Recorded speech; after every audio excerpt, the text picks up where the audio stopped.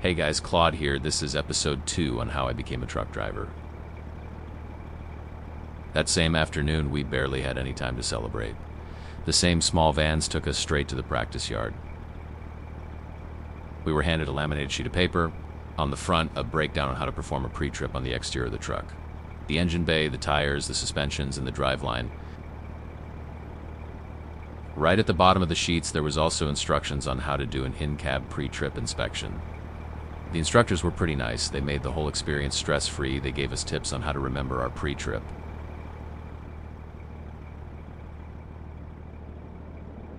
We were then divided into small groups of 3 to 4 people. The yard was divided into sections. Our class, known as the new guys, were restricted to Section A and B. In Section A, there was a stationary semi-truck that every group will use to study their pre-trip on. In Section B, there were 2 semis attached with trailers that we will put in first gear to learn how to go in a straight line, and put back in reverse to learn how to keep your trailer in a straight line also, while in reverse.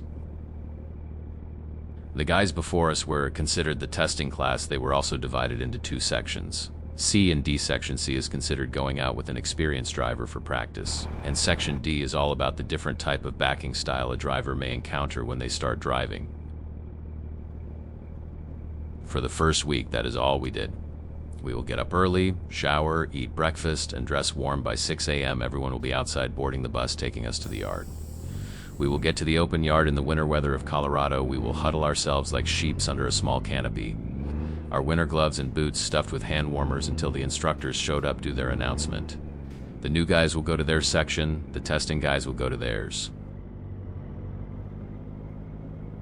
At the end of the day, we will board the same bus 5 minutes from the dorms. The bus will stop at local Dollar General, giving everyone 30 minutes to get anything they needed. After 30 minutes, the bus will leave and you'll have to walk. Some of us, including me, used to wake up a bit earlier to get ready. Before the bus, I'll go to the supermarket across the street and pay $10 to secure one of their delicious roasted chicken. And at the end of the day, I'll stop by to pick it up. It saved me a bunch of money. Kept life simple. I had some chips, the necessary stuff to make a sandwich for breakfast, sandwich for lunch, and roasted chicken for dinner. Our second week came time for us to actually go out on the road in a real truck. The testing class was approaching their testing dates and backing. Maneuvers were difficult and they needed a complete week to master it.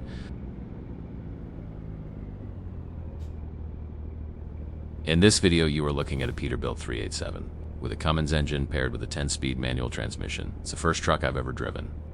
This truck clutch was very, very stiff, and we were required to double clutch at all time. If you did not, you will fail the test. They also had a white Kenworth available with a 13-speed in it. I got in it once.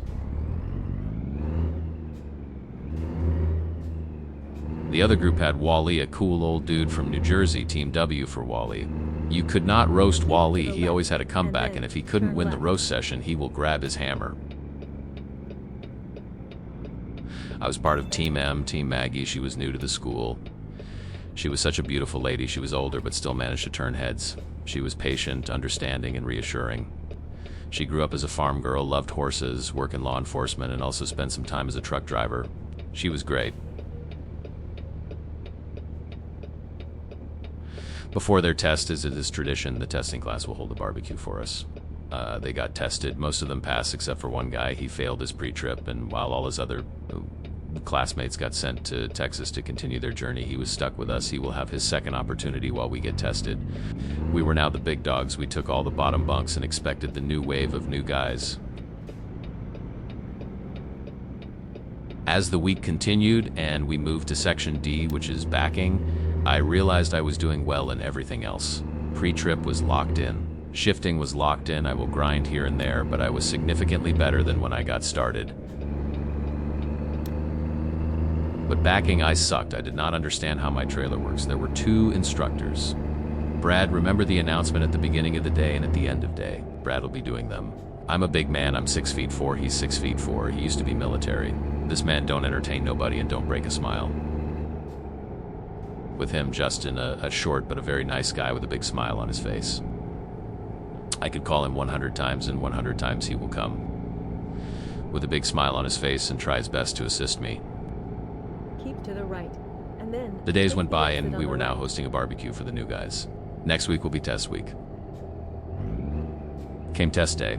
The day before we had a snowstorm. It was announced that it will be unclear if the test will move forward, since there was possibilities of black ice over the road. The weather did get better. Half of us were already tested and everybody passed. There was 2 of us remaining. The other guy went with the owner of the school, and I got Brad.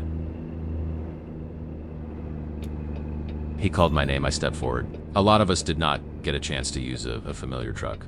I was the last guy, and the last available truck on the yard was the Peterbilt 387 with the 10-speed. The snow was coming back. We approached the truck and he instructed me to start my pre-trip. I started talking. By the time I reached the rear of the truck, he was smiling. He was impressed. It stated it was the best pre-trip he's heard in a minute.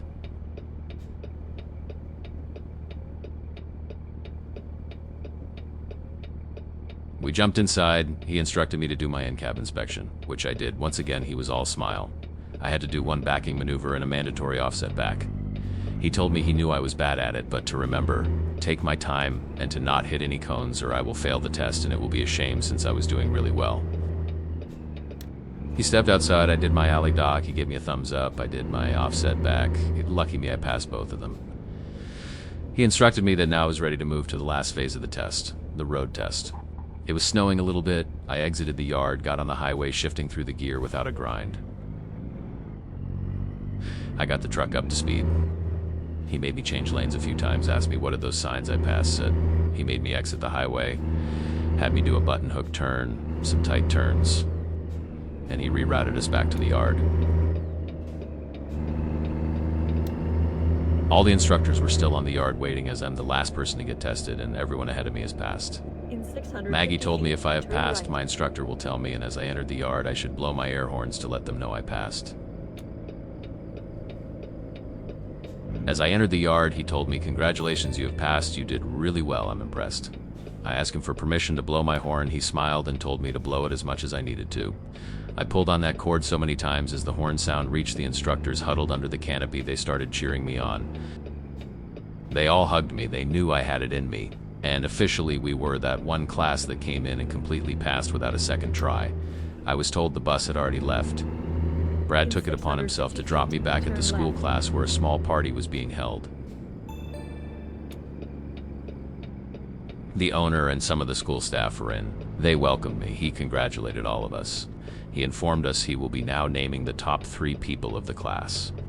When he called my name as the top of the class, I was shocked. Everyone was shocked since I was really bad at backing. In 650 feet, turn left. He explained, our score came from everything. We were being observed from the very first day, and all of my scores put me as the top graduate of that class. He handed me a very small shirt I still have to this day as a souvenir. As of tomorrow, the van will take us to the DMV to finalize our license. Unfortunately, we won't be receiving the physical license, but a temporary printout. Our license will be sent to them, and they will mail our licenses to Stevens in Texas. You have arrived at your destination. He handed us each a Greyhound bus ticket with our name on it. After we are done at the DMV, we will be dropped at the Greyhound station in Denver. I asked if I could get in a plane instead of he refused. He said everyone needed to board the bus and everyone had to reach Dallas once. Failure to do so could result in some of us not honoring our contracts. Stevens won't pay them and they will have to come after us for tuition.